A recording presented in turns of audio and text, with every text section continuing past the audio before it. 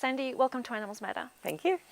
Sandy, whatever made you come up with the idea of making vegan pet food? There was a great need for vegan pet food. There was nothing like it in the market today, and people were feeding their dogs on their own home-cooked food, and I was concerned about the animals that they were feeding their own food to, because the animals were not getting the correct nutrition that was required, because as we know, cats are obligate carnivore and dogs are well, they're not obligate carnivore, they're omnivore. They can eat vegetables as well. So I decided that I would set about to try and make a nutritionally complete and balanced vegan food to feed both cats and dogs so that they can grow and thrive happily, and people who are vegans and vegetarians and ethical people that don't want to have meat in their house can have pets too.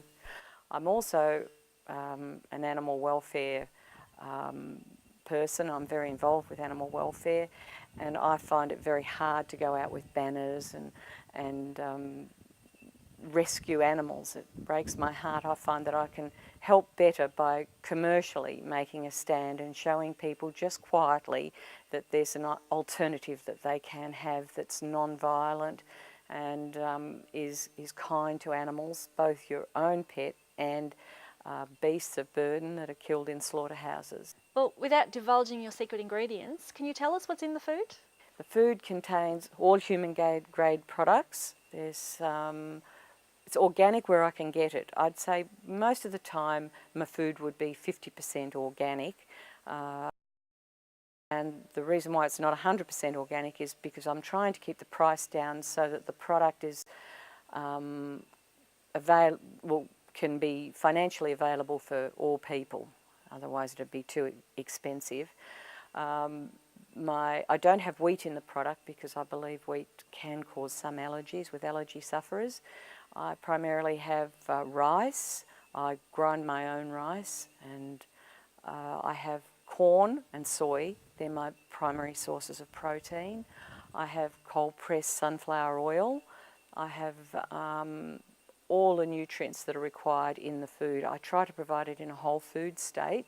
So does it adequately cover all of an animal's nutritional needs? I've sourced absolutely every nutritional need for cats and dogs from a vegetable source and put it in my food, and it's available there. I've had studies done on it.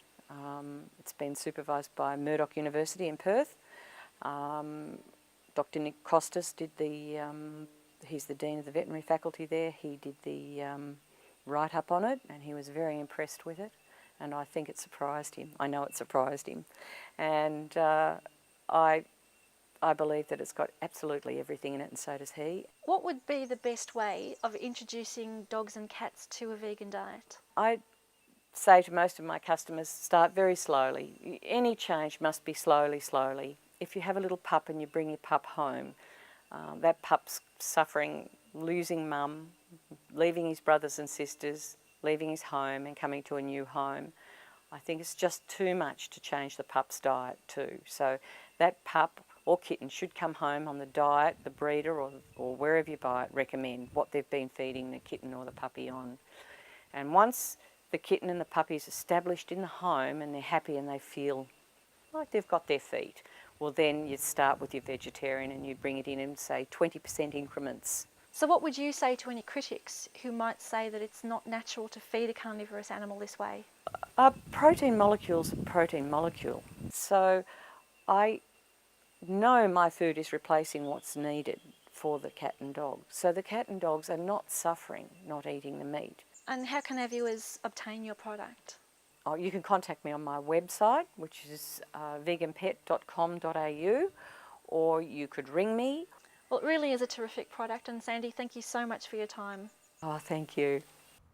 Absolutely terrific work there by Sandy, who's put an immense amount of effort into solving what really is an ethical dilemma. But at the same time, she's come up with a very tasty product, endorsed by my own dog Cabbage, who eats almost exclusively vegan pet food. Well, Peter, with a name like Cabbage, it's not going to eat meat. I guess you're right.